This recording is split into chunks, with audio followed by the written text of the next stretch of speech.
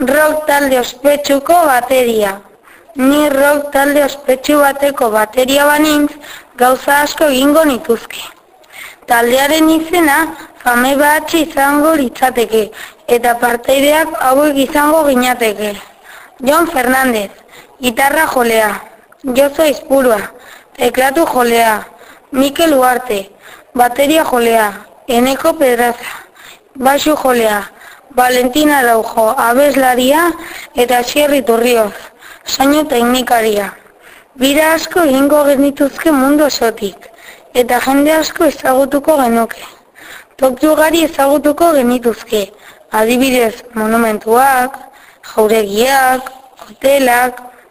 Kontzertuetara jende piloa joango litzateke. Estadioetan joko genuke gure kalitatezko musika. Komunikabideetan aterako ginateke. Kontratuak sinatzen diru mordoa irabaziko genuke. Gustatuko litzaidake egoera horretan egotea, baina txikiegia naiz.